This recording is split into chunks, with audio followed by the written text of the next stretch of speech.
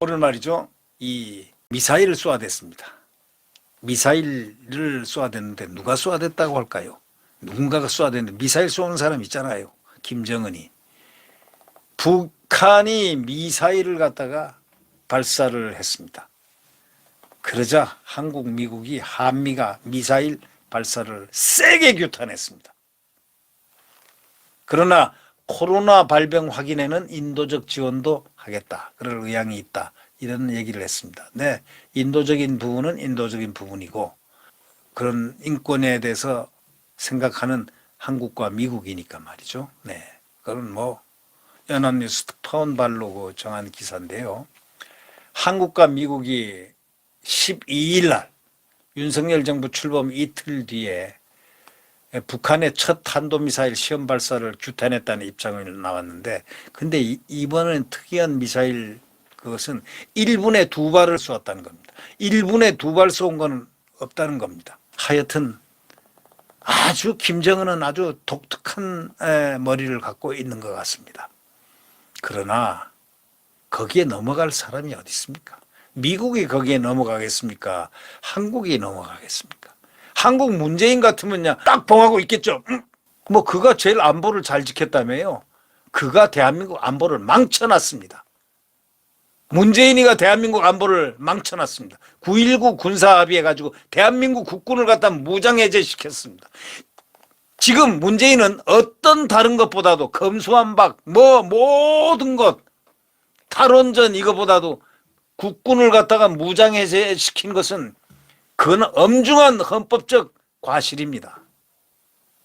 국가를 지켜야 한다는 국가 통수권자의 가장 큰 책무를 져버린 겁니다. 이거는 오히려 헌법적 책임을 져야 되는 그런 문제가 될 것 같습니다. 대책임을 져야 됩니다. 그래놓고 뭐 조용히 쉬고 싶다? 아마 또 지금도 가서 아주 즐기고 있던데 보니까 양산 기사들은 왜 이렇게 많이 나오는지요.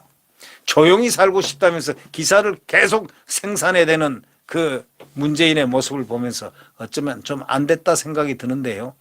지금 이 북한이 신종 코로나 바이러스 감염증이 이제 발생을 처음으로 확인을 했습니다.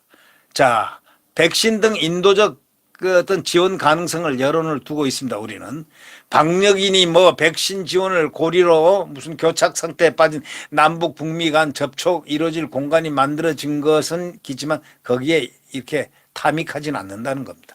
그 인권은 인권이고 인권 문제에 도와주는 건 도와주는 문제이고 이런 핵실험하는 이런 것은 준엄하게 이거는 꾸짖어야 된다는 겁니다. 왜냐하면 북한이 지금 핵실험 추가 도발에 나서고 있거든요. 근데 인도적 지원을 거부할 경우에 새 정부 출범 초기 한반도 긴장은 뭐 고조될 가능성이 농후하지만 해봐야 저희들이 뭐 핵폭탄을 쏘겠습니까? 뭘 하겠습니까? 이 지상전 하면 대한민국 무섭습니다. 대한민국 아주 강군입니다. 강군.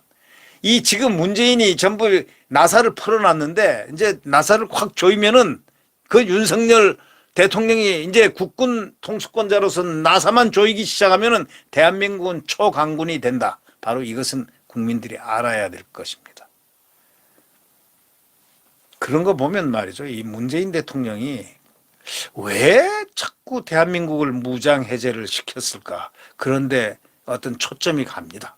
그러나 잘 모르겠습니다. 왜 그랬는지, 왜 그렇게 자기네 국가, 자기 국가를 갖다가 남쪽 자기 대통령, 대한민국 대통령을 남쪽 대통령이라 했는지 그것도 이해를 잘 못하겠고, 하여튼 이해를 못할 부분이 한두 부분이 아닙니다. 대통령실 국가안보실이 이날 그 안보실장이 참석한 가운데 그 회의를 열었죠. 북한 탄도미사일 발사는 중대한 도발이라 이렇게 규정을 했습니다. 그리고 강력히 규탄했습니다. 이제 청와대에서 비로소 옛날에 나오지 않았던 청와대에서는 규탄을 단 한 번도 안 했는데 고작 해봐야 뭐라 한 줄 아십니까? 유감이다. 유감이다. 아니 유감이다가 그게 규탄입니까? 근데 바로 윤석열 대통령실 국가안보실은 강력히 규탄을 했습니다. 중대한 도발자다. 중대한 도발을 했다 하고 규탄을 했습니다.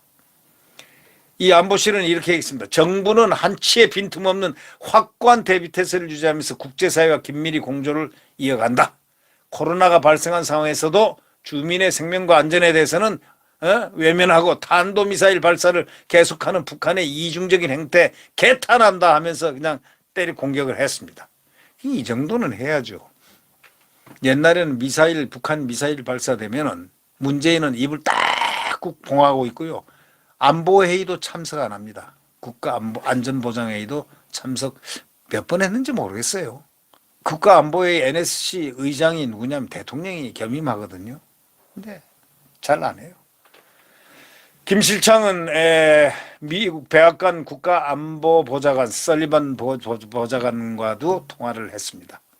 그래서 백악관이 보도자료를 통해 가지고 두 사람의 통화 사실을 소개한 뒤에 북한의 미사일 발사를 유엔 안보리 결의 위반으로 규탄하고 북한의 위협에 대응하기 위해서 긴밀히 공조하고 한반도의 완전한 비핵화라는 공동의 목표를 진전 나가자 그렇게 약속했다 하고 발표했는데 다시 제기된 CVID가 있습니다.